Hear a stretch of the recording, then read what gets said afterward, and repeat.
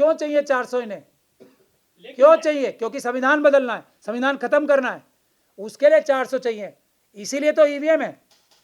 440 नहीं आने वाली जिनकी, वो 400 कहां से लाएंगे? ईवीएम से। संविधान कहां से बदलेंगे? ईवीएम से। मोदी जी प्रधानमंत्री कहां से आएंगे? ईवीएम से। एक भी इनका एमपी आएगा कहां से? ईवीएम से। अनंत हेगड़े जी के बॉस कौन है? एक बॉस है आइडियोलॉजिकल बॉस, जो सबके बॉस है, वो है आरएसएस, और छोटे बॉस है मोदी जी। आरएसएस और मोदी जी के अलावा कौन उनसे दिलवाएगा? मेंबर ऑफ पार्लियामेंट हैं। मोदी जी भारतीय जनता पार्टी की लोकसभा के मेंबर्स के लीडर है। मोदी जी के 3 लाइन विप जारी करने वाले जो भी अधिकारी होंगे, 3 लाइन विप जो उनके होंगे पार्लियामेंट में, वो इतना नियंत्रण रखते हैं कि वो किसी भी एमपी को पार्लियामेंट में कुछ भी वोट देने के लिए कह सकते हैं। तो क्या कोई मेंबर ऑफ पार्लियामेंट, बीजेपी अपने आप को और आरएसएस अपने आप को एक डिसिप्लिन पार्टी बताती है? बताती है नहीं बताती है कि हम एक बहुत ही डिसिप्लिन पार्टी हैं, हम अनुशासनहीनता बिल्कुल बर्दाश्त नहीं करते। तो ये एक बार बयान दे रहा है, कोई एक लीडर दे रहा है? उनका हर लीडर, किसी लीडर से पूछ लो आप, हर लीडर ये बोलता है। जिन लोगों ने 52 साल तक देश का तिरंगा नहीं फहराया अपने ऑफिस में, तो उनसे आप कुछ पूछना बाकी है? ये देशद्रोही हैं, देशद्रोही थे, देशद्रोही रहेंगे। ये बाबा साहब से नफरत करते थे, बाबा साहब से नफरत करते हैं, बाबा साहब डॉक्टर भीमराव अंबेडकर से नफरत करते रहेंगे। इनकी बुनियाद बाबा साहब से नफरत की क्या है? क्योंकि बाबा साहब ने कहा इंसान इंसान के बराबर होता है, और ये कहते हैं कि हम बड़े होते हैं, बाकी सब छोटे होते हैं। यही तो फर्क है, और कुछ फर्क। 2 दिन में इलेक्टोरल बॉन्ड्स का सारा कच्चा चिट्टा साफ होने वाला है। इसी संविधान की वजह से नड्डा जी, अमित शाह जी और मोदी जी जेल जाएंगे अब, इसी संविधान की वजह से। तो इसी संविधान को तो खत्म करना है, और उसी मनुस्मृति को लाना है जिसको बाबा साहब डॉक्टर भीमराव अंबेडकर ने, जिसका ऑल्टरनेटिव ये संविधान के रूप में दिया है, जो ये कहता है इंसान इंसान के बराबर है, सब इस देश के मालिक हैं। इसी संविधान को तो आरएसएस और बीजेपी खत्म करेगी। इसमें कोई ढकी छुपी बात नहीं है। वो तो पूरा संविधान लिख चुके हैं, उनकी जो राजधानी है वो बता चुके हैं, काशी होगी। उनका जो संविधान है वो मनुस्मृति होगी, ये तो वो बता ही चुके हैं। उनके देश का नाम आर्यव्रत होगा। उसीलिए तो साध्वी प्रज्ञान सिंह ठाकुर अरेस्ट हुई थी, अभी तक उन पर मुकदमा चल रहा है। उसीलिए तो साध्वी प्रज्ञान सिंह ठाकुर को मेंबर ऑफ पार्लियामेंट बनाया गया था, कि संविधान खत्म करके, भारत खत्म करके हिंदू राष्ट्र बनाने के लिए। तो इसमें हैरानी की क्या बात है? मोहन भागवत जी बाबा साहब डॉक्टर भीमराव अंबेडकर से जितनी नफरत करते हैं, आरएसएस के सारे लोग बाबा साहब डॉक्टर भीमराव अंबेडकर की एक एक पहचान मिटा देना चाहते हैं। तो उसके लिए सबसे बड़ी पहचान तो बाबा साहब डॉक्टर भीमराव अंबेडकर और उनके मुट्ठी भर साथियों का संविधान ही है ना।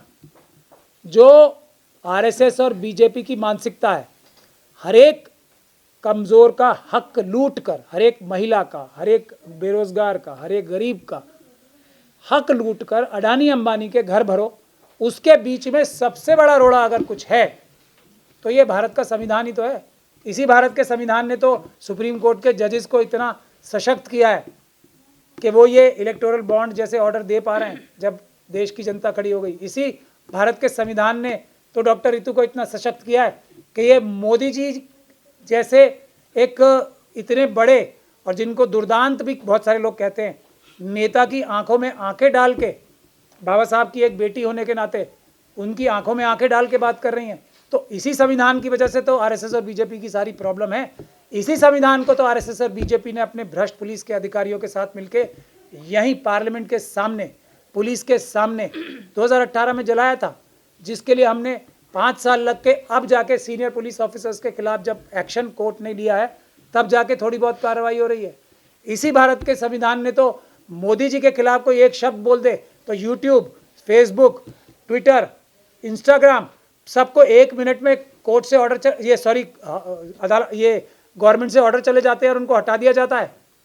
और हम लोग अदालतों में ये कह रहे हैं कि संविधान को जलाया गया, बाबा साहब को जो बुरा भला कहा गया उसको कम से कम ट्विटर और फेसबुक और दूसरी जगह से हटा दो। तो पुलिस ये कह रही है कि हमारी बात नहीं सुन रहे हैं फेसबुक ट्विटर वाले। तो ये जो इनका दोहरा चेहरा है, ये संविधान से ही तो एक्सपोज हो रहा है सारा।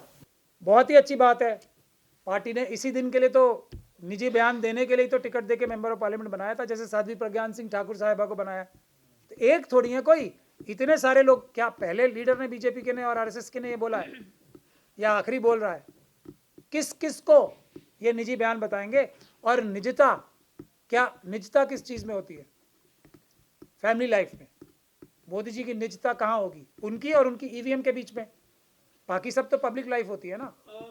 2023 को भी विवेक देवरा ने बोला था कि संविधान बदलने का टाइम आ गया, जो आर्थिक सलाहकार समिति के अध्यक्ष हैं। बात आप ये देखिए, फिर घूम फिर के मामला एक आदमी नहीं बोल रहा ना। कौन नहीं बोल रहा ये बताइए मुझे, एक आदमी का ऐसे नाम बताइए जो ये नहीं कह रहा कि बाबा साहब का सारा जो मेहनत है इस संविधान को खत्म करना। एक लीडर का नाम बता दीजिए पूरी भारतीय जनता पार्टी में से, सारे आरएसएस के लोगों में से एक आदमी का नाम बता दीजिए ये नहीं कह रहा। ऐसा कोई नहीं मिलेगा आपको। पहली बात। दूसरी बात, फिर घूम फिर के बात वहीं आती है ईवीएम पे। ये 404 की फिगर, 400 पार की फिगर कहां से आ रही है? ये इतना ही तो बेचारे अनंत हेगड़े ने बताया है। संविधान सदन रखा है ना, लेकिन बाबा साहब डॉक्टर भीमराव अंबेडकर का संविधान या मनुस्मृति का संविधान, ये तो नहीं बताया ना। वहां शेर का निशान बदला गया है, जो त्रिमूर्ति है उसका, उसकी छवि बदली गई है। वो कितना बड़ा अपराध है, लेकिन बदला। और सेंगोल लेके जाया गया, वो कितना बड़ा अपराध है। कह रहे हैं कि संविधान की वजह से मैं प्रधानमंत्री बना हूं, मैं तो चाय बेचता था, मोदी जी ने ये भी कहा था। हाँ तो बिल्कुल ठीक बात है ना। पगर अब तो बन गए। अगर संविधान की मूलभूत भावना का इम्प्लीमेंट होना था तो कोई भी चाय बेचने वाला बन सकता है। फर्जीवाड़ा करके बनना मुश्किल होता है संविधान की मूलभूत भावना। जैसे मोदी जी फर्जीवाड़ा करके बोलते हैं कि मैंने चाय बेची, ये फर्जीवाड़ा नहीं चलता संविधान। असली चाय बेचने वाला बन सकता है, उसी को रोकना है ना। ये नकली चाय वाला बना के नहीं, ये नकली है। ये इनकी डिग्री के बारे में जो आदमी अपनी डिग्री छुपाए, मुझसे पूछिए। यहाँ 3 लोग बैठे हैं, हम तो बताएंगे जी ये रही हमारी डिग्री, ये रहा रिकॉर्ड, और चलो हमारे साथ। और ये रहे मेरे जो मेरे कोलीग्स थे, मेरे क्लासमेट्स थे। अब मोदी जी बताएंगे कोई क्लासमेट का एक का नाम बता दें। ओपन से पढ़े ना सर। तो ओपन में भी तो कोई तो मेरे पड़ोस में बैठ के एग्जाम तो दिया होगा।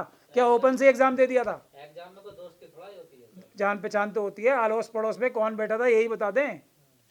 एक आदमी का नाम बता दें। कोई तो एग्जाम उन्होंने स्कूल में जाके दिया होगा, उसमें क्लासमेट बता दें। मैं तो ये कह रहा हूँ 12th तक का दिया होगा कोई, 10वीं का, 8वीं का, एक क्लासमेट का नाम बता दें। ये देश का दुर्भाग्य भी है एक तरह से, और एक तरीके से कहा जाए तो थोड़ा सा सौभाग्य भी है कि कम से कम मुंह दिखाने के लिए तो है 131 आदमी जो हमेशा परमानेंटली अंदर है, वो भी खत्म होने वाला है।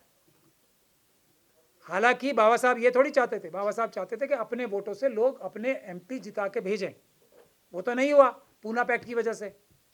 तो ये सेकंड बेस्ट फॉर्मूला था, जो 131 जाएंगे ही जाएंगे। लेकिन वो 131 अपने लोगों की आवाज़ इसलिए नहीं उठा पाते क्योंकि उनकी कॉन्स्टिट्यूंसी में दूसरे लोग जो हैं, उनके अपने लोगों को छोड़ के दूसरे लोग ज़्यादा नंबर में होते हैं, एक बात।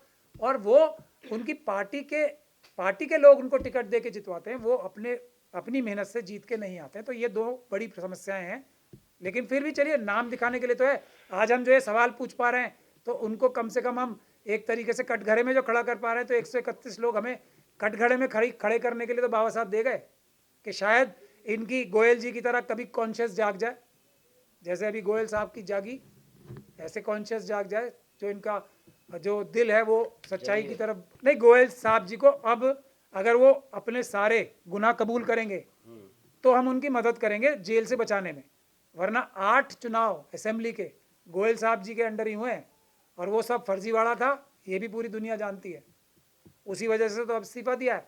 तो हाँ देखिए, एक अप्रूवर का कॉन्सेप्ट होता है कानून में। अप्रूवर की जिम्मेदारी होती है कि वो अपने साथ जो दूसरे अपराधी होते हैं उनके सारे गुनाह, उनके गुनाहों के सबूत दे। अगर गोयल साहब ऐसा करेंगे तो फिर हम उनकी मदद करेंगे।